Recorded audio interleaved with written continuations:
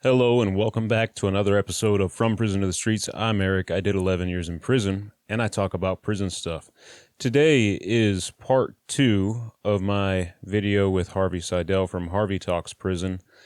If you haven't checked out his channel, please do so. I will leave a link in the description and I'll put something up here so you can go check it out. If you haven't seen part 1, I recommend you go do so. I will leave a link to that as well, and it will be in a playlist that you can check out. I thought it was a really good video. Harvey has a lot of really good things to say, and we had a lot of cool things to discuss. But with that, I will let you guys go ahead and go watch the video. Here it is. So, what we're going to talk about today? Well, I was wanting to talk about, people going to prison for the first time, because I've had a lot of people on my channel. I don't know about yours, but lately a lot of people have shown interest on my channel about people going to prison for the first time. People have loved ones and friends and family that are going to prison, and they want to know if there's any tips that we have for them. Right. Yeah, I get those questions too. And, along with the people who already have loved ones in there, they want to know what it's like for them, But I would say the main thing is mind your own business. Stay away from anything that'll get you in debt, gambling, drugs, anything like that. That's the main ones. Absolutely. Yeah, I would say about the same, just because if you don't mind your own business, then you can get yourself caught up in politics, or you can be accused of putting yourself in a situation that doesn't involve you, or you could be accused of being a rat. Right. If you're paying way too much attention to a situation that doesn't involve you, you look like a rat for real. Right. So you need to mind your own business and stay in your own lane and do your own thing. And then when it comes to getting in debt, man, I don't know about Missouri, but we have some notorious booty bandits here in Kansas. And I remember when I was in El Dorado, we were with a guy named Bohannon. He's a notorious booty bandit in the Kansas system. He's like 6'4", 6'5", 280-ish to 300 pounds. He's a big guy. And I would see these young guys get out of the diagnostic unit. In Kansas, we call that RDU.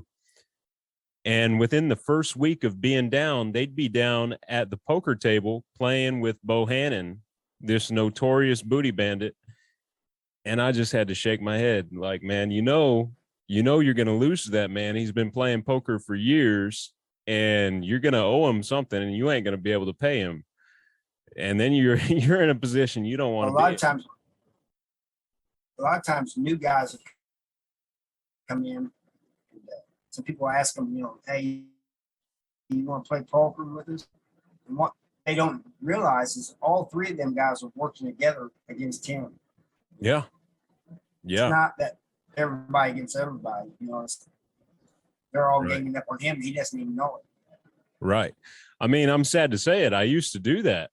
Not when I was in prison, but before I ever went to prison, I used to run buddy hustles against people. Me and a couple of my friends, we'd go and play poker with someone. We'd take all their money, and they thought that it was a fair game, but it wasn't. It was all fixed. Right. Exactly. And that's the thing. The storeman. I would say when you first go to prison, you should stay out of debt. Later on, once you get established, maybe you can start, you get known things. Maybe you go to the storeman or whatever, but storeman is going to want paid. You go and get the store, he's going to want his money, right, one way or another. Well, once you've been down for a while, man, it's like you make friends. You're established, you're known, but you also make friends, and you don't even have to go to the store, man. A lot of times I've got buddies in prison that will come up to me without even asking. It's crazy, man, because being out here on the streets, I've had to work really hard for everything that I have. But I can tell you right now, I could go to any camp in the state of Kansas and someone would pull up on me and say, hey, man, you need any coffee? You need stamps? You need soups? You need anything? Just holler at me, because I'm established. And once you've been down for a while, and it doesn't take a real long time, maybe a few years, but you make connections with people and they're going to look out for you. You won't even have to go to a store, man. Someone will give you something if you need it, and they'll get mad if you offer to pay them back. I tried paying a friend of mine back. He's more like a brother almost. I tried to get him back I think it's a box of nutty bars or something like that from him. He goes, I don't want that back. I said, well, I got it from you. I'm just giving it back to you. He goes, you give that to me, I'm going to throw it out on the wall. And, all right, Absolutely, man. I mean, once you're cool with someone and you know them on that level, because when you're down for a while, you're going to find yourself in some shit at some point or another, whether it's yourself or one of your buddies. It's like being in the trenches with someone. I've met a lot of people who have been from the military, and a lot of my experiences are really similar to theirs. You go through stuff with people. You're there with them in some of the roughest times of their lives, and you make connections. Those bonds that you make in adversity aren't like, something out here where it's kind of superficial sometimes. You have to have each other's backs. You have to look out for each other. And if you don't, one of you could get hurt real bad. So when you have a deep connection like that, man, you're just going to look out for each other. That's not to downgrade friendships out here, but in there, it's different, It's like you said, you've been through a lot of shit together, so and things are, you develop a friendship in a different way than you would after, And sometimes it seems people you don't even know will start hanging around. I remember when I went to Algoa, I got dropped from a 5 to 1 being the lowest low level camp, and there was this guy there that was I never even knew him. I think I'd seen him a few times, but I didn't talk to him or anything. He was there from a high level camp. And he and I just kind of hung together, not because we really knew one another or anything, but because we'd been in the same camp before, in high level camps before. There was a connection of being in maximum prisons together.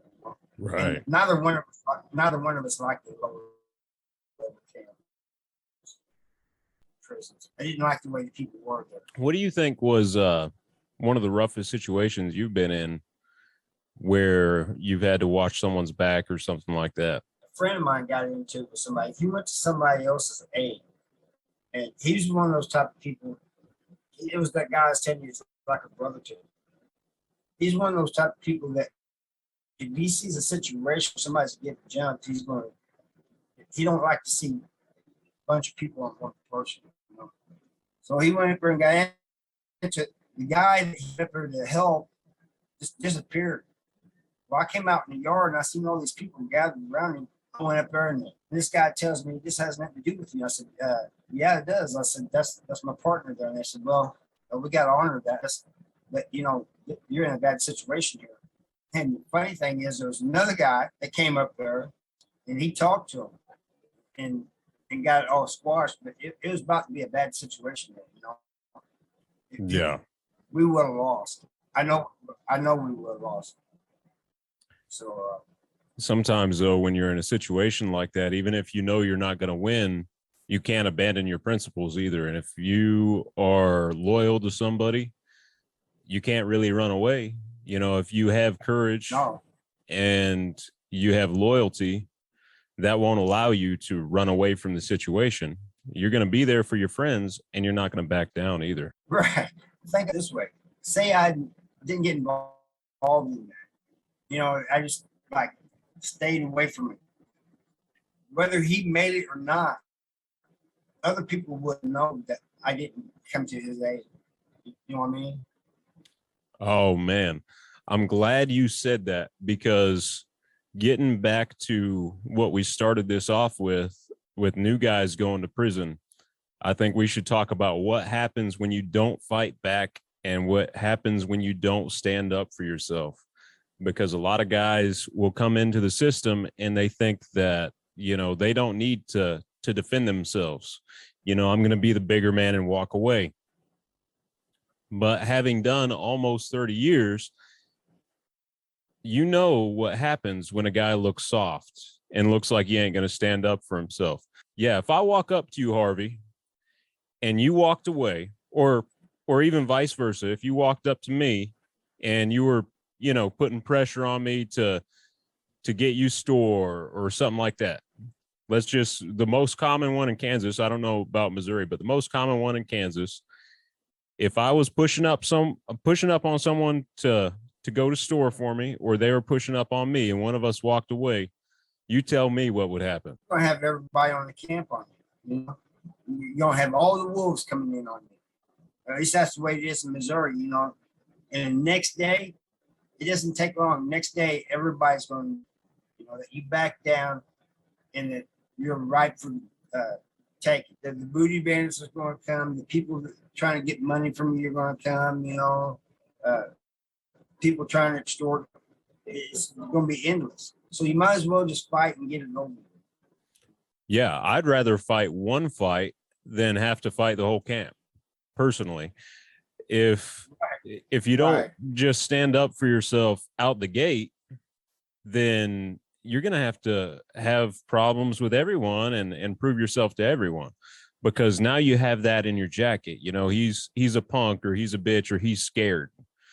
And you don't want that in your jacket. That'll follow you around everywhere. So, I mean, if someone pushes up on you when you first get down, then you need to stand on your own 2 feet and you need to handle your business. Even if you lose, people know that you're not an easy target. Right. And sometimes the people that will come to you, they won't come to you like some of the others. Some of them will just say, "Hey, I'm taking this, I'm doing this or doing that." But some of them will come up to you and play the nice guy with you and say, "Hey, can I get a coffee or something?"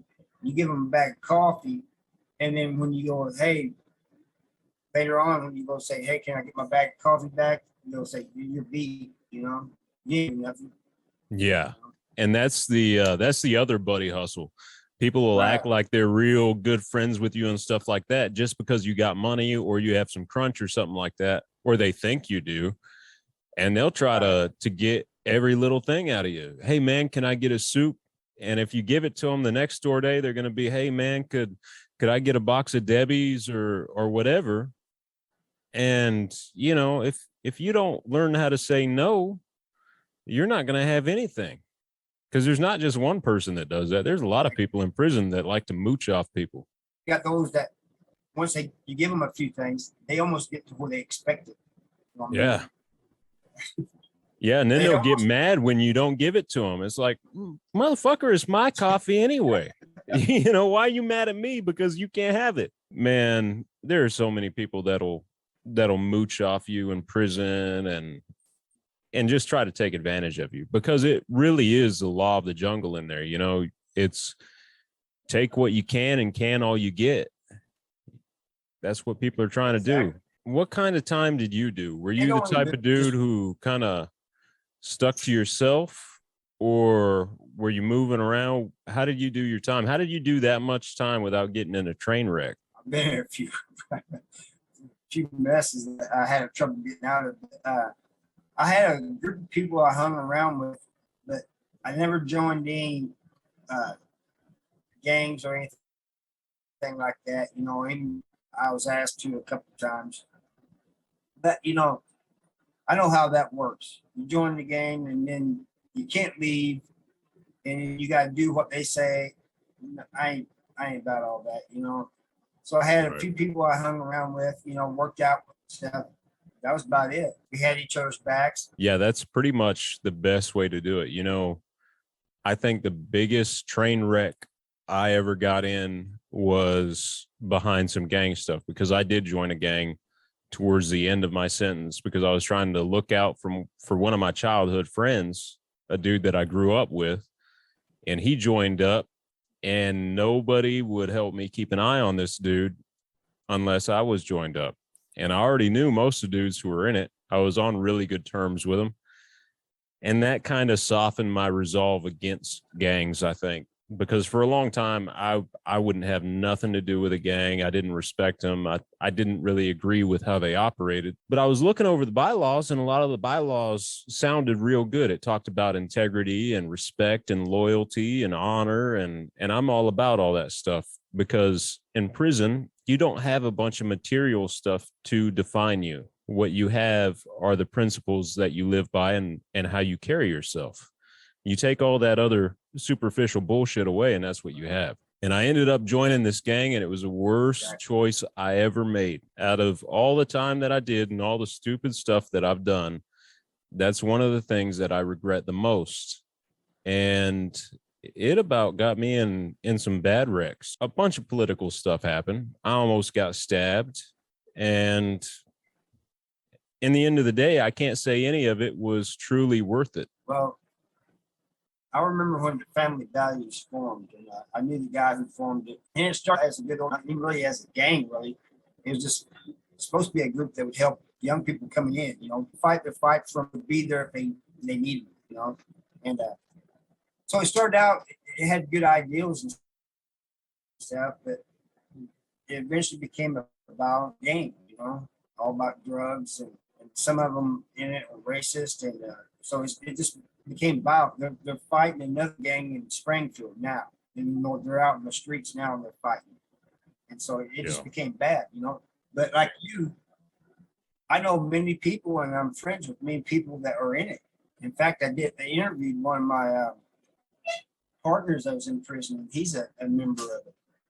When he's telling me, he goes, "Hey, you know how we said we was never going to join a gang?" And I said, "Yeah." He goes, "I did." Yeah, that's how it works sometimes, man. I don't put people down that are in gangs. That's just for me, I don't either, but I disagreed with it strongly for a really long time. And to this day, that's one of my biggest regrets, because I kind of betrayed my principle. I had strong beliefs against that, and I went against my own beliefs and my own better judgment. And anytime you do something like that, anytime you betray yourself, you're going to have some regret behind it. And it's just one of those things with me. Like, I don't hate on people who are still in it, but it's not for me. Right things change. They can't hold what can be